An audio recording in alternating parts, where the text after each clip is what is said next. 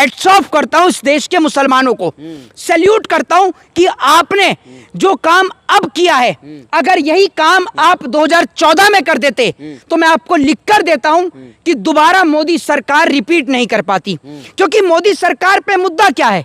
जो मोदी सरकार ये दिखाती है और देश के लोगों के मन में एक धारणा पैदा करती है कि इस देश के अंदर गौ की हत्या करने का काम मुसलमान करते हैं। अब उन्हीं मुसलमानों ने कह दिया है कि गाय को राष्ट्रीय पशु घोषित कर दीजिए, और उन्हीं मुसलमानों ने बंगाल में गाय के खरीदने पर प्रतिबंध लगा दिया है। कोई भी मुसलमान अब बंगाल के अंदर गाय की कुर्बानी नहीं कर रहा।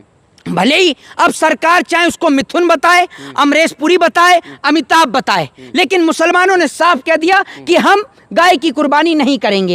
एक तस्वीर कल बंगाल से सोशल मीडिया पे वायरल भी हो रही, जिसमें एक हिंदू व्यापारी मुसलमान के क्षेत्र में गाय को लेकर आता है, उसको वहां बेचता है, लेकिन वहां के लोग उसको भेज दे देते हैं, कह देते हैं कि भाई आप इसको माता मानते हो, हम इसकी कुर्बानी नहीं करेंगे, आप इसको लेकर चले जाओ। अब इससे दो लोगों का धंधा पूरी तरीके से बंद हो गया।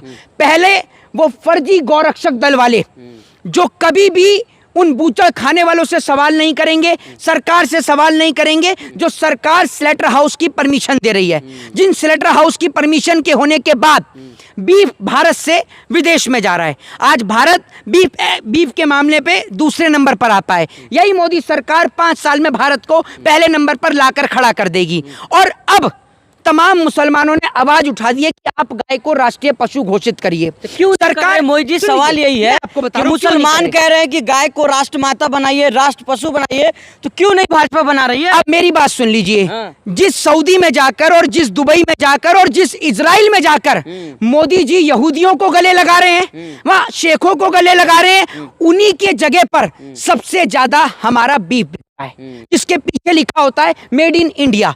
सरकार गाय को राष्ट्रीय पशु इसलिए घोषित नहीं करती बीफ को, क्योंकि से एक बड़ा रेवेन्यू जनरेट होता है। ये बीफ कंपनियों से पैसा लेने का काम करते हैं, और यही कारण है जिस सरकार को लोग समझते हैं कि ये हिंदुओं की सरकार है। नहीं, ये सरकार सिर्फ पैसे की सरकार है, कॉर्पोरेटर्स की सरकार है, और किसी की सरकार नहीं है। अगर हिंदुओं की सरकार होती तो 14 से 26 तक अब तक तो गाय को राष्ट्रीय पशु घोषित कर दिया जाता। मोहित शर्मा, सवाल यही है कि हिंदुओं के आंसू भाजपा को नहीं दिख रहे। जो हिंदू रो रहे हैं कि भाई हमने लोन लिया है, हमारे बच्चे पढ़े हैं, कैसे भाजपा हमारे पेट पे लात मार रही है।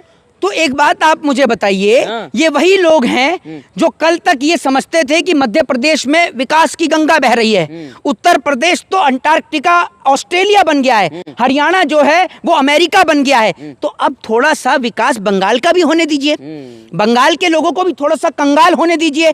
जब यहाँ से खड़े होकर यूपी के लोग, बिहार के लोग, राजस्थान के लोग, हरियाणा के लोग, दिल्ली के लोग, मध्य प्रदेश के लोग जब बोला करते थे कि यहाँ पर अत्याचार हो रहा है लोगों के ऊपर, लोगों का काम धंधा बिजनेस बंद हो गया है, तब बंगाल के लोगों को समझ ही नहीं आ पाता। लेकिन बंगाल के लोगों ने जब बीजेपी को वोट दिया है तो अब आप भुगतिए। जब वोट आपने दिया है कमल को तो वही आपको सजा देगा।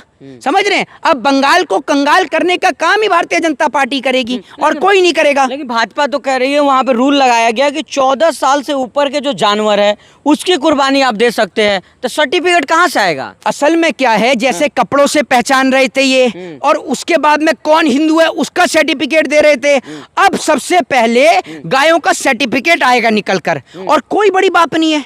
जिस तरीके से आपने देखा कुछ ही दिन में एसआईआर की प्रक्रिया हो जाती है, तो बकरा ईद आने वाली है, 28 तारीख की ईद है, तो ये 2-4 दिन में सबके सर्टिफिकेट तैयार कर देंगे। अब गाय के ऊपर एक पोस्टर या बकरे के ऊपर एक पोस्टर या फिर जो भी जानवर है उनके ऊपर एक पोस्टर लगा हो करेगा कि इसकी उम्र 15 वर्ष से ऊपर है। जैसे वोट डालने पे होता है ना कि भैया 18 वर्ष से कम उम्र के आयु का व्यक्ति वोट नहीं डाल सकता, ठीक उसी तरीके से अब ये 14 साल प्लस का जानवर है, अब आप इसे ले जा सकते हैं। लेकिन मोदी जी, कुछ लोग कह रहे हैं कि भाई सुधांशु त्रिवेदी जो कहे थे कि भाई मिथुन है, तो क्या मिथुन की कुर्बानी हो सकती है? सुधांशु त्रिवेदी जिन न्यूज़ चैनलों पर बैठकर ये बयान देने का काम करते हैं ना, उनमें से 60% बयान फर्जी होते हैं। अब सामने जो पत्रकार है उसे खुद नहीं पता, वो खुद पढ़ा लिखा नहीं है, वो तो खुद कोई तड़ीपार प्रवक्ता है, वो तड़ीपार रिपोर्टर है। सुधीर चौधरी क्या है? तड़ीपार आदमी है सुधीर चौधरी।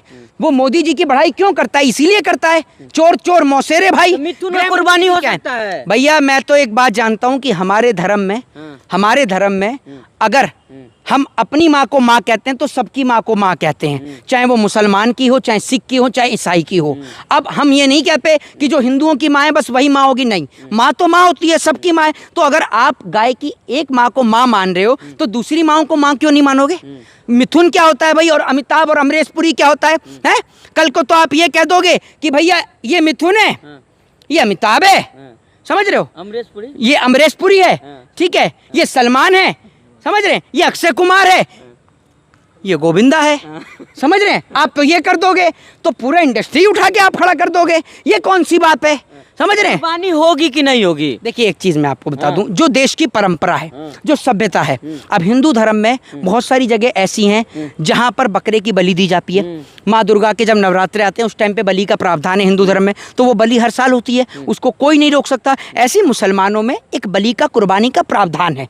बकरा ईद के टाइम पर मुस्लिम भाई जो है वो जो है अपने ईश्वर को, अपने अल्लाह को बलि प्रदान करते हैं। जैसे हिंदू धर्म में एक प्रथा थी, तारा रानी की कथा होती है, जिसमें क्या होता है कि बच्चे की जगह पर जो है वो घोड़ा आ जाता है, उनका जो सबसे फेवरेट होता है, तो फिर उसके बाद में बकरा हो जाता है, तो बकरे की बलि दी जाने लगी। ऐसे मुसलमान में होता है, मुसलमानों में उनके बेटे की कुर्बानी की जगह पे वो जो दुम्बा होता है या जो भी जानवर है वो आ जाता है, तो उसकी कुर्बानी वहां पर दी जाने लगी। तो ये एक परंपरा है, ये इतिहास है, समझ रहे हैं, एक धर्म की एक धरोहर है, तो इसको आप नहीं मिटा सकते। अब मुस्लिम भाइयों ने बंगाल के कह दिया है कि भैया हम, चाहे आप इसको मिथुन कहो चाहे अमरीश पुरी कहो, हम इसकी कुर्बानी नहीं करेंगे।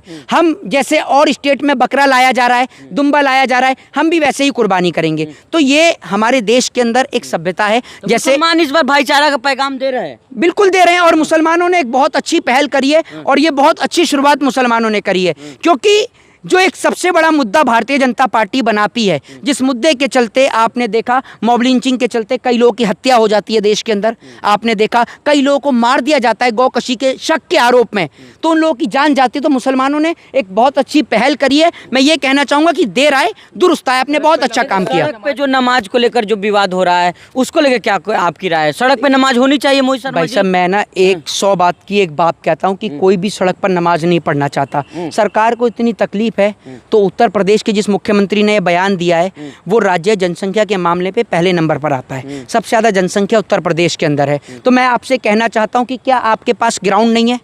जब मोदी आता है तो बड़ी बड़ी रैलियाँ भी तो होती हैं, तो आप वही ग्राउंड कुछ 40 मिनट 50 मिनट 1 घंटे के लिए मुसलमान भाइयों को दे दीजिए कि भाई मुस्लिम भाई इसके अंदर नमाज पढ़ें, तो सड़कों पर भी जाम नहीं लगेगा, कोई दिक्कत भी नहीं होगी। लेकिन मोहित शर्मा कुछ लोग कह रहे हैं कि मुसलमान सड़क जिहाद कर रहे हैं। देखिए एक चीज़ मैं आपको बताऊं, जो लोग कह रहे हैं ना, जो लोग कह रहे हैं उन लोगों का काम ही यही है। और बड़ी बात यह है कि इस देश का इंटेलेक्चुअल तबका, पढ़ा लिखा तबका अब इन चीज़ों को सुनना ही नहीं चाहता।